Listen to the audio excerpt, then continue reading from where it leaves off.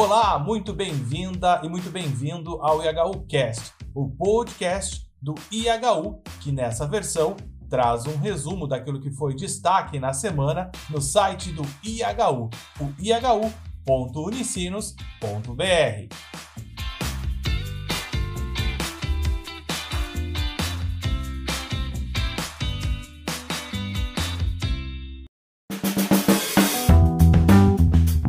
A semana foi de reconstrução e de muito trabalho no Vale do Taquari, aqui no Rio Grande do Sul, depois de cidades inteiras ficarem destruídas pelas enchentes, como descreve um dos moradores, o engenheiro agrícola Rafael Rizzi. Muito trabalho. Tem bastante lama, uma tristeza, muito complicado. Mas também foi uma semana de muita compaixão, pois uma verdadeira legião de voluntários tomou as cidades de Roca Salles, Mussum, Arroio do Meio, Encantado, entre outras do Vale do Taquari, para ajudar aqueles que perderam tudo. E no meio de tanta dor, o pedido de um homem ao vice-presidente Geraldo Alckmin impressiona. Precisa a esfera nacional olhando para nós, que os municípios são pequenos e não tem essa capacidade de absorver. Nós precisamos dragar esse rio, reflorestar ele, fazer um projeto de reflorestamento, porque é isso que nós vamos estar prevenindo daqui a 20 anos, 15, 20 anos. A consciência desse morador é um clamor daquele que não ouve só a sua própria dor ou a do vizinho, mas também a do planeta. E isso podemos relacionar com a reflexão de Jacques Tavra Alfonsin ao comentar que estes ciclones não são naturais e sua incidência é fruto da ação humana. Confira o trecho que publicamos do texto na voz de Marcelo Zanotti. Não há mais como disfarçar. Os tornados que atualmente afligem o povo do Rio Grande do Sul, provocando tantas mortes e prejuízos patrimoniais e morais, enquadram-se bem na ultrapassagem dos limites dos bens do planeta. Se tivéssemos respeitado esses dois avisos, talvez hoje não estaríamos agora chorando a desgraça que se abateu sobre nós. Ao que parece, toda essa tragédia não foi bem mensurada e alguns alertas até subdimensionados, não é mesmo, Lucas Chardon?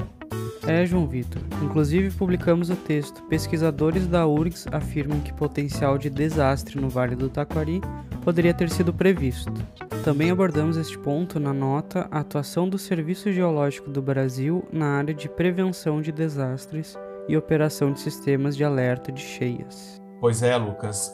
Nesta semana, aqui no IHU, promovemos um debate sobre essas tragédias climáticas e contamos com a participação do meteorologista Leandro Puchalski e dos professores Douglas Lindemann, da Universidade Federal de Pelotas, e Francisco Eliseu Aquino, da Universidade Federal do Rio Grande do Sul.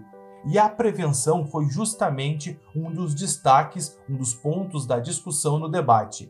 Para o meteorologista Leandro Puchalski, a Defesa Civil precisa se qualificar como um órgão de Estado. Esse pessoal tem que ter um bom conhecimento da região onde atua, né? Precisa saber, precisa conhecer o município, porque ele precisa identificar que uma chuva prevista de 100 milímetros por um período de 24 horas vai impactar de tal forma o seu município. Preciso saber que o bairro A, B e C vão ser impactados e o D e o E não vão ser. E tanto o professor Aquino como Douglas insistem que já se tem tecnologia e profissionais para essas análises, mas é preciso que o poder público invista nesses órgãos de defesa civil e proteção. E, João, impressionou muito que os professores foram categóricos ao afirmarem que esses fenômenos têm sido mais recorrentes pela ação humana, que vem causando o que chamamos de desequilíbrio climático. O professor Douglas até disse que não tem como conceber esses dois ciclones que passaram pelo Rio Grande do Sul nas últimas semanas como naturais. Bom, isso não tem como pensar, não tem como ser racionalmente ser algo normal e algo natural. Historicamente, não tem como tu comparar isso a um processo natural. É uma mudança de comportamento climático muito extremo. É extremo, sim. Lucas, e o professor Aquino ainda relaciona a degradação de outros biomas a tudo isso que vivemos. O cerrado brasileiro está mais quente, mais seco, e diminuindo precipitação. E o campo de anomalia de precipitação está mostrando ela migrando para o sul do Brasil. Então, desmatar a Amazônia, desmatar o Cerrado, pode estar indicando intensificação de jatos de baixos níveis e aumento de eventos extremos no sul do Brasil. Este debate com o meteorologista Leandro Puchalski e com os professores Francisco Aquino e Douglas Lindemann está disponível em áudio no site do IHU e também no nosso canal no Spotify. Quem preferir, também pode acessar a conferência em vídeo no site do IHU ou no nosso canal no YouTube. Acesse ihu.unicinos.br. Inclusive, 11 de setembro foi dia de fazer memória ao tão degradado bioma do Cerrado.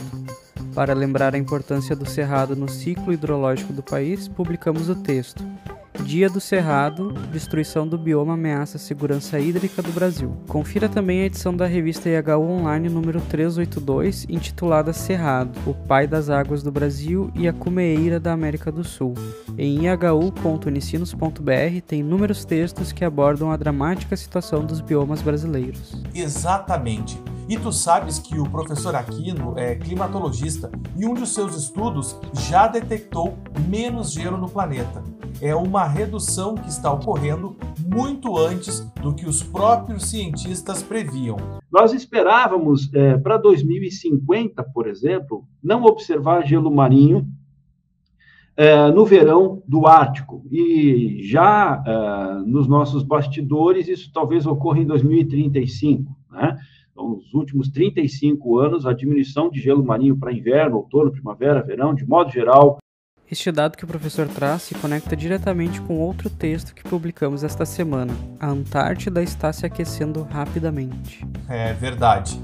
E as tempestades que têm varrido a Europa e a China, especialmente a Líbia, são mais indícios de que o planeta está em colapso. Este não é um debate novo aqui no IHU. No ihu.unicinos.br podemos encontrar textos que refletem sobre o caso específico da Líbia, mais recentemente, e outros que debatem de forma mais ampla a crise e as catástrofes climáticas globais.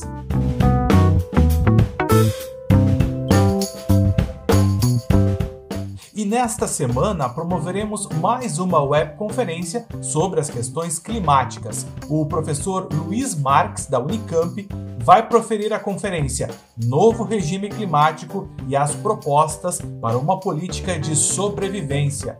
Assista ao vivo no IHU na quinta-feira, dia 21 de setembro, às 5h30 da tarde. Acesse ihu.unicinos.br.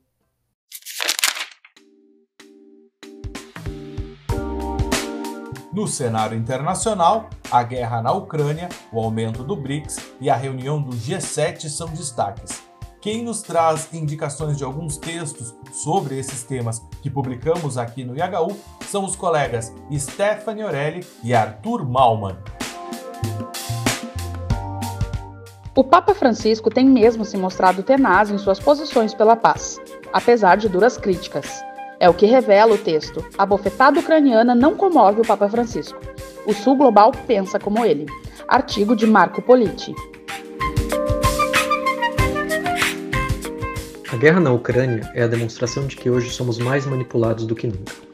A frase é de Ignacio Ramonet, um dos mais conhecidos jornalistas e teóricos da comunicação, em entrevista que publicamos esta semana, que tem justamente esta frase como título. Ainda sobre a guerra, destacamos os textos Munição que Estados Unidos prometeram à Ucrânia derrete inimigos e Alerta no Vaticano para uso de inteligência artificial para a criação de armas automatizadas. Flávio Lazzarin e Cláudio Bombieri assinam um artigo que reflete sobre o BRICS e suas relações com a política brasileira, a crise climática e a crise civilizacional. Já Bruno Beaclini analisa a perda de poder norte-americano no texto intitulado BRICS, CELAC e as ameaças para a hegemonia dos Estados Unidos na América Latina. Por fim, destacamos o artigo de Vijay Prashad, com o título O centro de gravidade do mundo mudará a partir de janeiro de 2024. O mundo não pode mais ser ditado pelo G7. Todos estes textos e muitos outros em ihu.unicinos.br. Assine nossa newsletter e nos acompanhe nas redes sociais.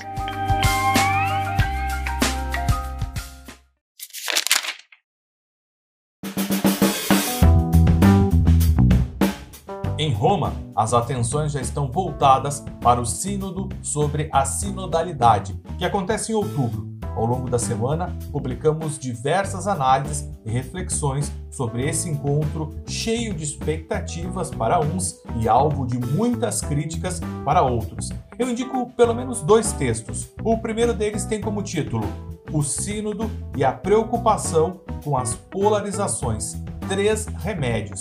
O artigo é de Andrea Grillo e também o outro texto que tem como título Cardeal Cupich, Nada a Temer, da Antiga Realidade do Sínodo.